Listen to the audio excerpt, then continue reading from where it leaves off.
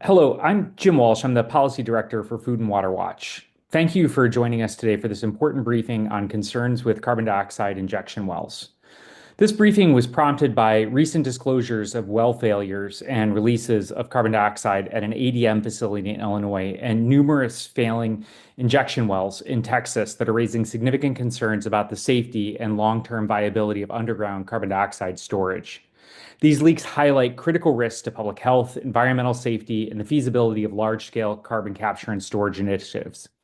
These leaks are what led to over 150 organizations calling on EPA to halt injections of carbon dioxide into existing wells and put existing permits for carbon dioxide injections on hold. And along with Food and Water Watch, this briefing is co-hosted by the Climate Justice Alliance, Center for Biological Diversity, the Eco Justice Collaborative, Great Plains Action Society, CURE, and the Institute for Policy Studies Climate Policy Program.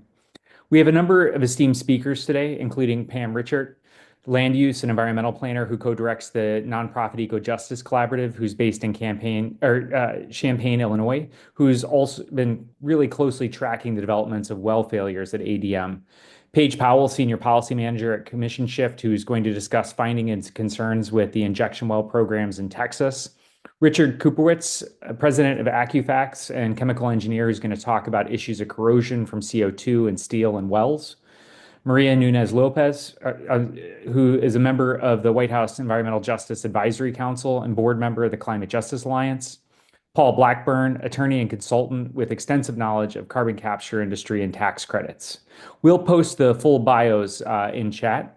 And the speakers have also provided handouts to supplement their remarks, which we'll also put into chat. Now we're going to get to our first speaker, Pam Richart, land use and environmental planner from Eco Justice Collaborative, to discuss the leaks in Illinois. Pam, I'll hand it over to you. Jim, and thank you for being here, everybody. This is an important issue that has taken on, I think, an urgency. So I'm really glad you're here. So the opening slide, the leaks. We're going to talk about the leaks today. What we think ADM knew and when did they know it? What did ADM share with the EPA? Why did the agency take so long to act? And can CO2 leaks affect public health and safety? I'm just going to say, with respect to that first slide, the first two questions are kind of rhetorical. We don't really have all the answers to them. The last one, we pretty much know what CO2 can do to public health and safety, and perhaps we'll want to talk a little bit more about that after when we get to Q&A. Next slide, please. So a little bit of context here. What you're seeing on the left is a map of the area of review in green, the pressure front in pink, and the yellow footprint is the ultimate plume as it's protected to be, its position is modeled to be, shall I say, in 2075. If you look really closely on that left map, you can see four colored dots. The first two are yellow, and they represent the CCS1 project, the first project. The green is the project that we're going to be talking about. So each of those projects had one well. The second one, which is commercial scale, which began in 2017, actually was using both wells. So both wells, ADM's sequestration facility leaked, as you can see here. And the concern that many of us have is that this project, which is hailed as the most successful in the country, leaked right away and has hardly stored any CO2. The first project, 1 million metric tons, that was their pilot project. And the second one to date is storing about half of what it expected to store. And we're now looking at an additional 3.5 million metric tons. Not a lot of CO2 stored, two leaks. Next slide, please. So what happened? This is my attempt to put a timeline together, and it's not just to tell you something that's chronological, although that's important, but also to give you some context along the way. So what we know, and we know this from a couple sources. Source number one is the annual reports provided to the EPA. Source number two is the response ADM provided to the EPA with respect to the EPA's injection report. And source number three is some conversations that colleagues of mine actually had with ADM. One of the things that I think is important to share is I was part of a negotiation process for the CCS Protections Act, our bill on sequestration that was signed by the governor in July. So some of our colleagues, and it wasn't me, met with ADM after the leak. I met with ADM beforehand as part of that negotiating process. But anyway, within 3 years, we got a leak, right? We got a malfunctioning well. By November of 2021, that well is experiencing surface leaks, and another one that happened in June that I don't think I put here. In 2021, sometime, maybe early 22, it's not real clear to me. There were characteristics of CO2 contamination detected in the Ironton Gills Formation above the confining zone. That's pretty early, right after a project of this minor scale starts. By January 2022, ADM knows their monitoring well is totally malfunctioning. They described it as the dials were spinning like, everywhere. They could no longer use it. They meet with the EPA in February. And I believe the attempt was to try to repair and restore the well. In 2022, according to their own reports, they detected a subsurface leak. And by October, and I don't know what happened between 2022 and October, we don't have that information. But finally, ADM decides to plug their well. That's when they pulled the assembly. That's when they discovered the corrosion. And that's when the well became non-functional. Next slide, please. So by March, now we know from the reporting that happened by E&E News Political that ADM had identified a new leak. Does this mean the well that was plugged continued to leak? Does this mean this was formation fluid from the leak that was still observable from the 22 leak? I don't really know. What I do know is the EPA inspected the wells in June, and by August, they issued a notice of violation, and the story was broken the following September. And in September, on 19th, 18th, the EPA issued a proposed order on consent. Next slide, please. So one of the questions that I think many of us have when we look at this timeline, and you look at the fact that it is true, we know we just talked about the failures of ADM with respect to their monitoring well and keeping it in a workable format here. We didn't talk about the failure to follow the emergency response plan. And that plan, as I read it, would have required ADM to stop injecting. Anytime there's failure fluid that is detected, and I think coupled with the failure of the total failure of their monitoring well, they should have stopped injecting.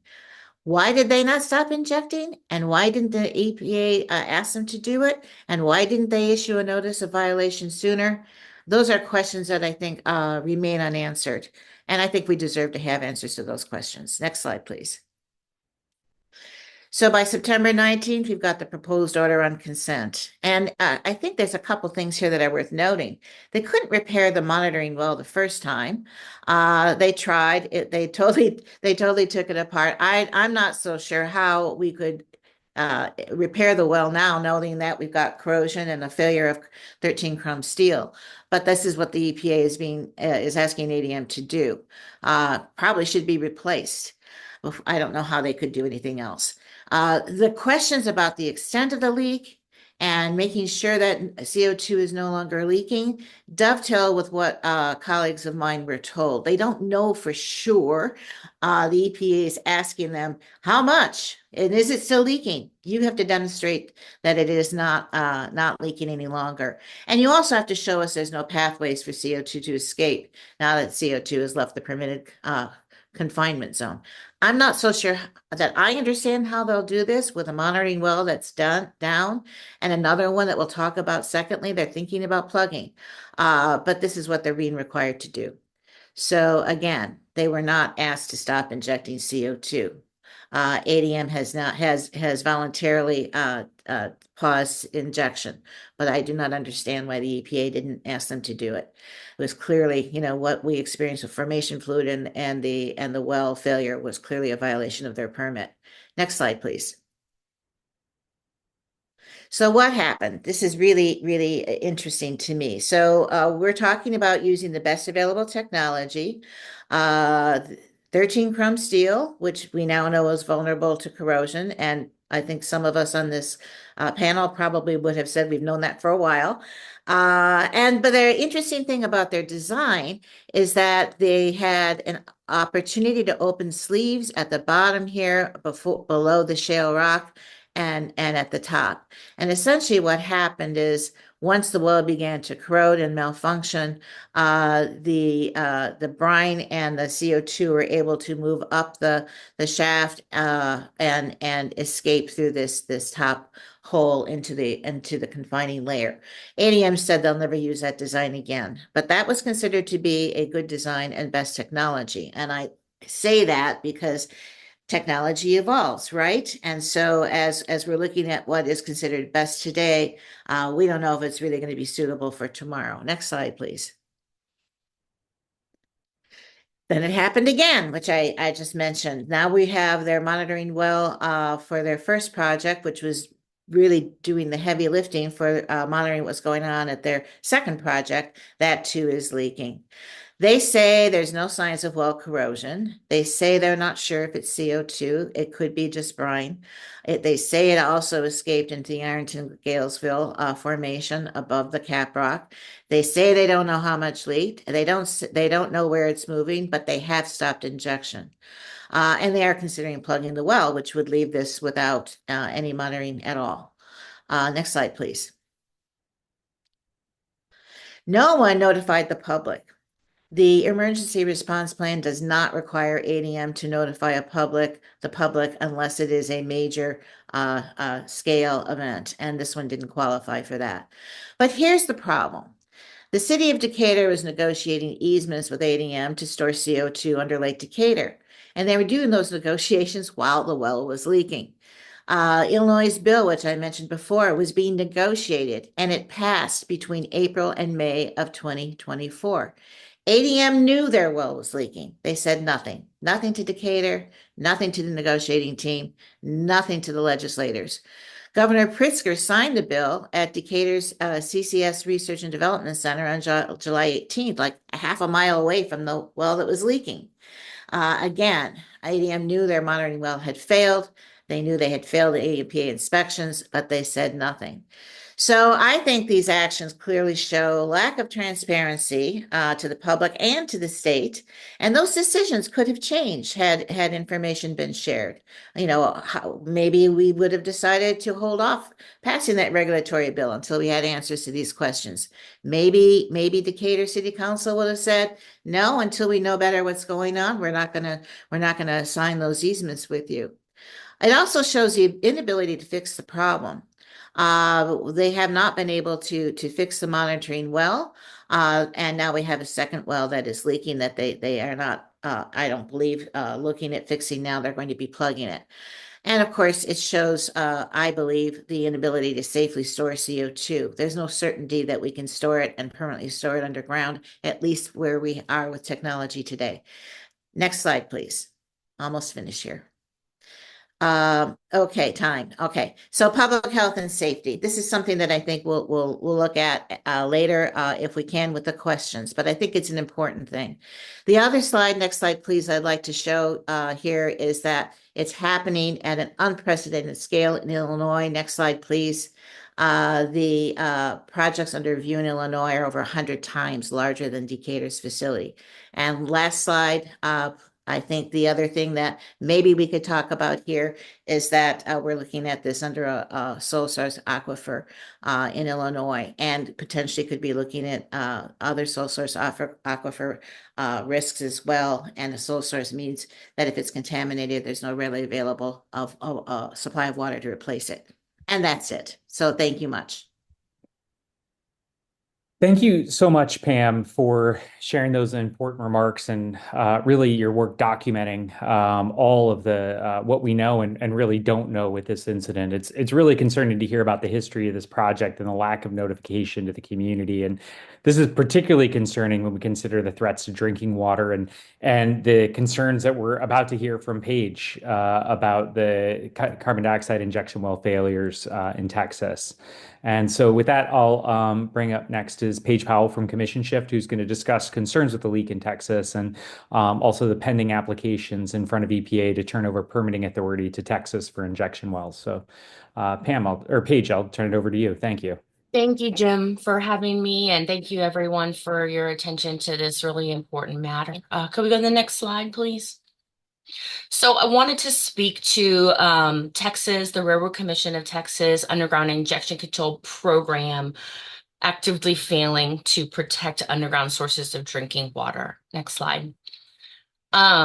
In Texas, and I think you can go a few slides in, we have about 8,000 orphan wells in the state that the Railroad Commission of Texas is actively working to plug. More orphan wells come online every year than are plugged. But the real problem lies with the over 100,000 inactive wells that have active operators but are actively unplugged and leaking methane, VOCs, and other air pollutants and possibly contaminating underground sources of drinking water as well. No other well more encapsulates this issue of orphan and abandoned wells than the one flowing Sloan Blair over at Lake Beamer in Pecos County, which has been flowing at a rate of about 200 gallons a minute for the last 20 years. And the Railroad Commission of Texas, the state's oil and gas agency, claims no jurisdiction over plugging this well because no hydrocarbons were found when it was initially drilled, and so it was plugged and transferred to the landowner as a water well. It's now under the jurisdiction of the Texas Commission on Environmental Quality. But since hydrocarbons and sulfur dioxide are coming out of this well actively, there remains some dispute over who really needs to plug this multi-million-dollar liability and the blight on the landscape of Texas. Next slide, please. So what we're seeing right now with the underground injection control program is overpressurization of the subsurface due to disposal of wastewater, produced water from enhanced oil recovery activities, as well as CO2 EOR that's contributing to some of these subsurface blowouts. It's pretty evident through the geysers that you can see here. This one was from 2022. There was another one in late December last year, I think, which carried on through January. And again, most recently, one actively flowing over in West Texas right now. I think we have a link to the most recent Houston Chronicle article speculating on sort of the root cause of this most recent wastewater geyser, right, that's overflowing. We're seeing subsidence and uplift from these injection activities. We're seeing sinkholes form and cracks open up in the land, which really just speaks to the failure to regulate injection and management of the subsurface of those sort of saline formations, which are holding things together, now starting to fall apart. Next slide, please. We're seeing sinkholes around the Houston area as well. This was from a class 3 brine mining injection well, which there was a huge sinkhole that opened up many years ago. It sort of stopped, and then all of a sudden, 20 years later, began to open up again, and a secondary sinkhole formed nearby. This is in the town of Daycetta, which is just northeast of Houston, where I live. And we're just really concerned about this because when, you think you have something under control, when a sinkhole stops growing and then all of a sudden starts growing again 20 years later, it's pretty telling that there are things happening in the subsurface that the operators are not aware of, the regulators are not aware of. And so what we're asking for is better oversight and management of these injection control programs to mitigate the harmful effects on land, on drinking water resources, and on communities. Next slide, please. We've also seen unprecedented induced seismicity in recent years, with earthquakes becoming more and more frequent and growing in magnitude. We're getting magnitude 5 earthquakes on a regular basis at this point. And the Railroad Commission of Texas, the state's oil and gas agency, has had to institute seismic response areas to control injection weights and flow volumes. They've even restricted permitting of wastewater disposal in the subsurface, leading to what some are calling a produced water disposal crisis in West Texas, whereby the 20 million plus barrels of produced water that need to be disposed of every day just don't have room to go underground anymore. And so that'll lead them to being disposed of in waste pits where they're left to evaporate, possibly migrate into the subsurface and drinking water resources, and also have the noxious effect of having those toxic gases migrate on the wind to nearby communities. Next slide, please. We're seeing that this crumbling infrastructure is failing over and over again. Even wells that have been plugged and abandoned, theoretically properly plugged and abandoned, are now crumbling and blowing out, impacting the land and the water resources of the region. Next slide. So we're really concerned in October, just last, well, I want to step back. Earlier in March of this year, Commission Shift, Clean Water Action, Earth Justice, and a number of other local organizations in our coalition sent a petition to the EPA begging for them to investigate Texas Class 2 program due to mismanagement and violation of the Safe Drinking Water Act, as was evidenced by all of the things I just mentioned. More recently, we sent another follow-up letter to EPA. This was in response to Environmental Integrity Project's investigation, which found that there was a dramatic increase in severe noncompliance violations starting in 2011, and that the injection wells, which used CO2, failed one or more mechanical integrity tests at more than twice the rate of non-CO2 injection wells. That 20% of CO2 injection wells had failed one or more mechanical integrity tests, whereas only 9% of regular UIC wells did not. Next slide. And so this really leads us to beg the question, if the RRC can't properly manage aging and crumbling wells and is actively mismanaging its Class 2 program, what's going to happen to these larger, high-pressure, high-consequence Class 6 disposal wells? Next slide. So in the last year or two, we've been pulling together a coalition of organizations to fight the primacy determination here in the state of Texas. Next slide. We're asking for the EPA to deny the Railroad Commission's application for primacy due to all of the concerns for mismanagement of its UIC programs to date. Next slide. And I hope that if you have any questions, feel free to ask. Thank you. Thank you so much, Paige, for that excellent presentation. It's really clear that states are even less equipped to oversee this industry than EPA at this point. And the last thing that we should be doing is handing over more authority to states like Texas, where public officials have a long history of putting the interest of oil and gas companies above the health and well-being of their residents. Thank you for sharing those important remarks. Next, we'll turn it over to Richard Kuprewicz to discuss specific issues of corrosion of the steel used in these injection wells. Richard, turn it over to you. Thank you, and thank you for having me on board here. Interesting presentations. I'm president of Accufacts Incorporated. Next slide, please. I represent over 50 years experience, including incident command for various failures, 25 plus years in failure investigation, especially in pipeline safety regulatory development. And sadly, in the last 25 plus years, I've investigated too many failures that were all preventable. Next slide, please.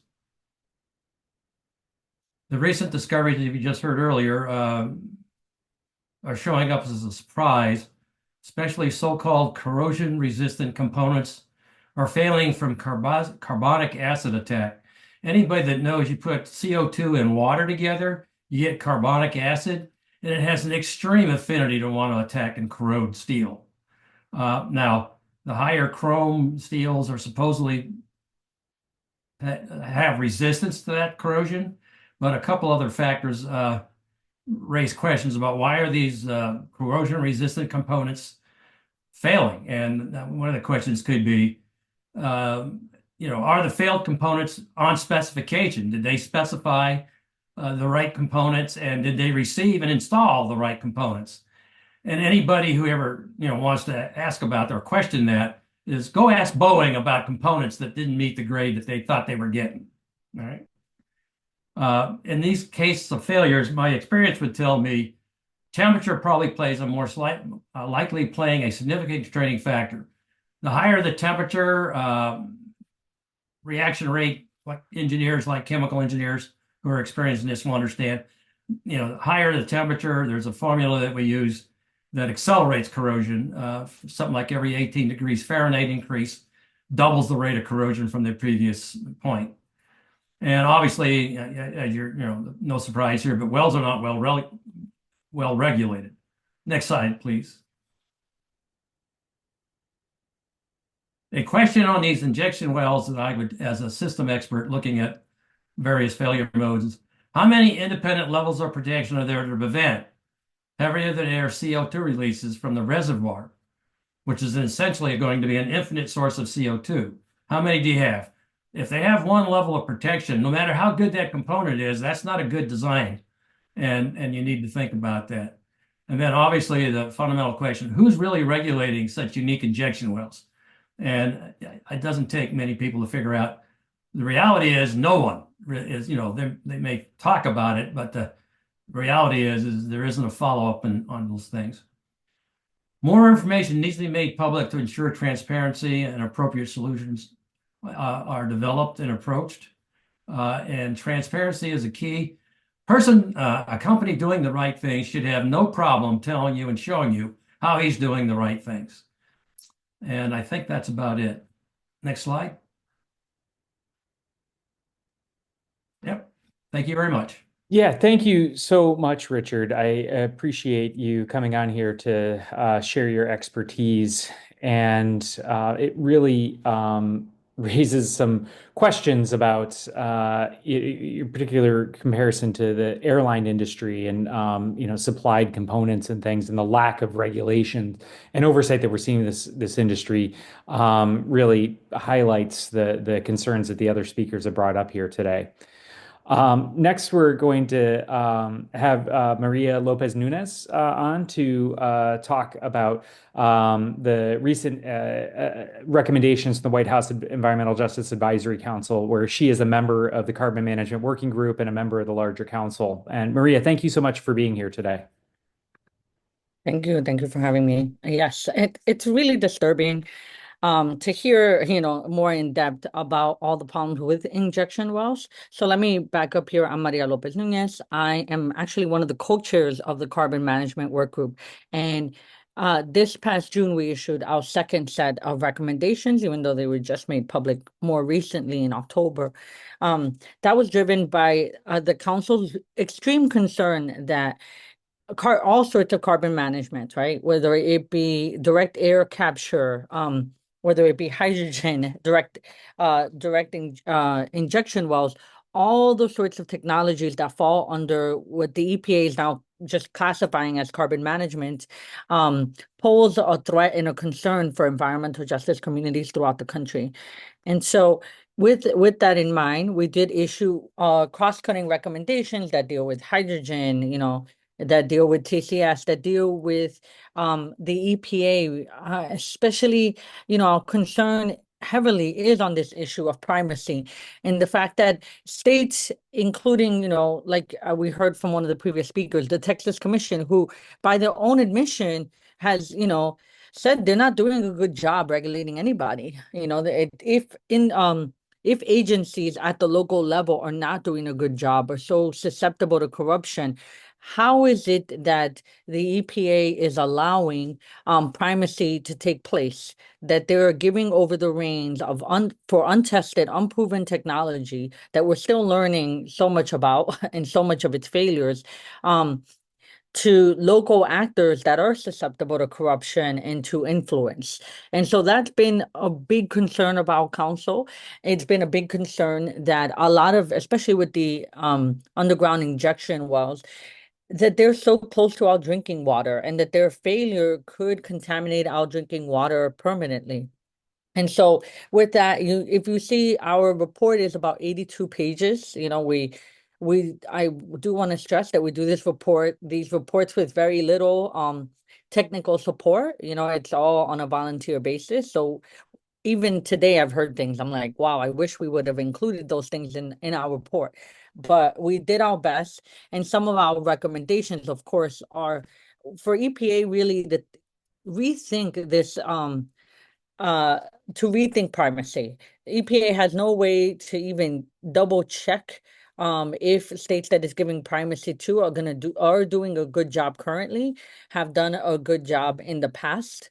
And so we do think that EPA should figure out ways to claw back primacy from states, especially when major environmental justice concerns are arising. There needs to be better ways for environmental justice communities to interact with projects. Right now, if we follow the examples that we're seeing on the hydrogen end, communities are being asked to do subscription models where they have to pay companies for information on what is going on next door. We are finding that there is nothing publicly available on their on the types of projects that are being slated to come into communities. So we're extremely concerned about the expansion of projects under CCS, under the carbon management umbrella. And so with that, there needs to be a more clear-cut way for communities to have a voice, for there to be no goals, right? The Department of Energy, when we met with them, said that the communities could, weigh in, but it's very obscure where communities would actually be able to weigh in if another project is slated to come into their backyard. On the topic of carbon management, right now there's no way to say that the pilot projects, aside from right now the very public failure of some of them, it's been very hard for the WEJAC and for members of the public to get information on ongoing projects, to see where they are, to see more of the nitty-gritty details. And a lot of that is protected by the Department of Energy because it does consider it industry secrets, right? And so that creates a lack of transparency that could really harm communities, that the WEJAC is especially concerned about, that we can't even have informed consent for projects that might go into someone's backyard if we can't get all the proper information.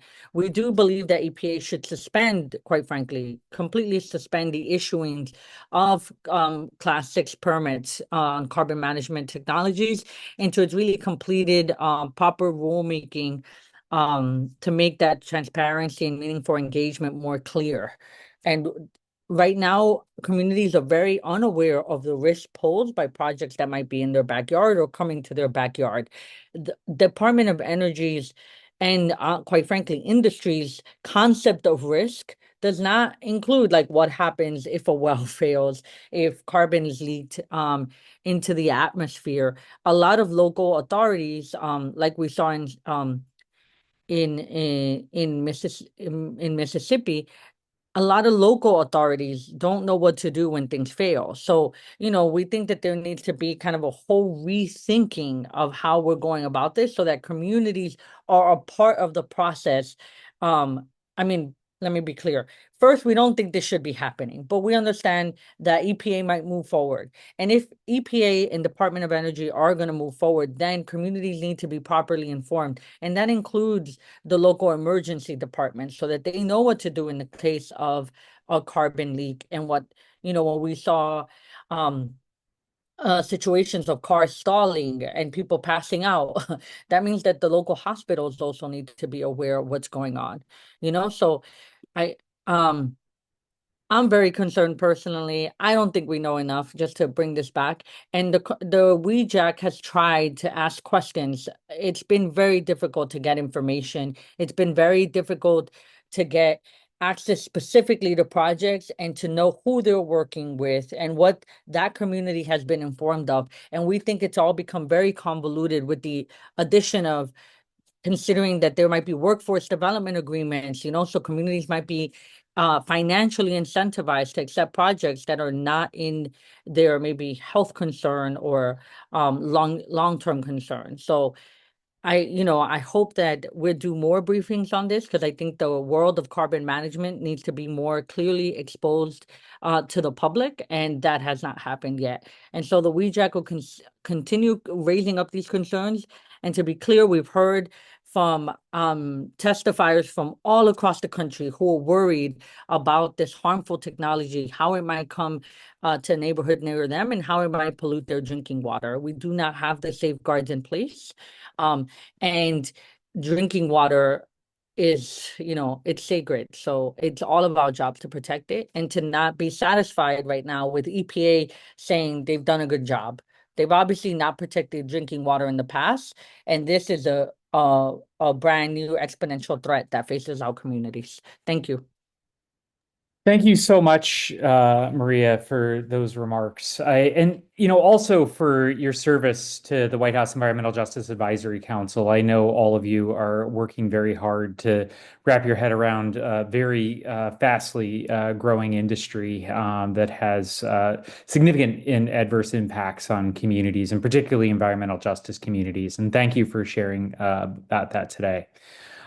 Next, we're going to turn it over to Paul Blackburn from Bold Alliance, who will discuss implications and concerns with tax credits for carbon capture in light of these well failures. So, Paul, I'll turn it over to you. Thanks for being here today. Yeah, thank you, and thanks everybody for watching. So the question is, what do well failures in Illinois and Texas have to do with a federal tax credit, particularly the 45Q federal tax credit for carbon sequestration? And let's go to the first slide, please. Go to the next. Okay, thanks. Congress enacted the 45Q tax credit to encourage development of carbon capture and sequestration facilities. And this is the primary driver by far of all these carbon dioxide capture facilities, or capture and sequestration and enhanced recovery facilities. The 45Q tax credit provides a fixed amount of tax relief for each ton of carbon dioxide sequestered or used for enhanced oil recovery. It's not just for storing underground, but storing underground with regard to oil recovery as well. The 45Q tax credit is allowed only for carbon oxides that are placed into, quote, secure geological storage. And that's the key word here. So next slide, please. So what does secure geologic storage mean?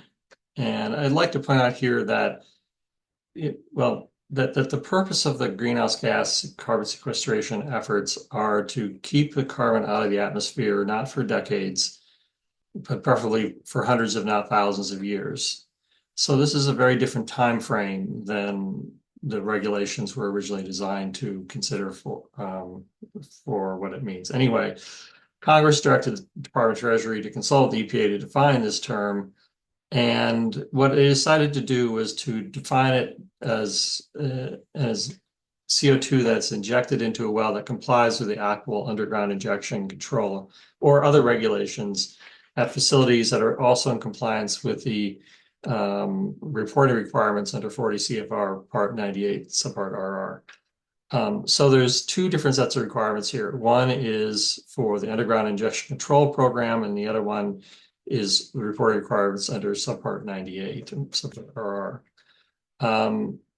This applies both to class 2 wells that are used for enhanced oil recovery and or sequestration. You can put sequestered CO2 into a class 2 well as use it for enhanced oil recovery. And it also applies to class 6 wells used solely for carbon sequestration. I got the citations there for different programs. Next slide, please. So the technical requirements for these class 2 wells are contained in 40 CFR section 146. And that's when you're looking at the well failures in Illinois, for example, or in Texas, These wells after 1980 were all built supposedly to the class 2 injection wells, or the ones in Illinois are the class 4 injection wells, and those are under a different part of 146.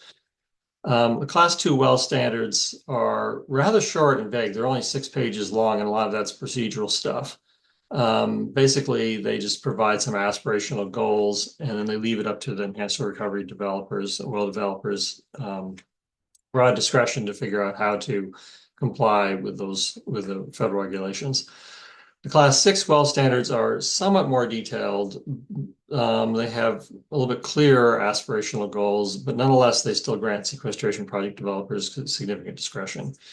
And it's our understanding that the EPA does a fair amount of informal guidance to developers, for example, related to Chrome 13 or Chrome 25 steel, the kind of steel that's used and kind of cement that's used and whatnot. But this is not part of federal regulations expressly. And I should also point out that Part 146 requirements do not contain specific standards for monitoring wells. If you look at these regulations, they talk all about injection wells. They don't talk about standards for monitoring wells. I assume the monitoring wells are held to the same standards, but again, that's not required by the regulation. We go to the next slide. Now, the reporting requirements are included in, as I said, 40 CFR Part 98.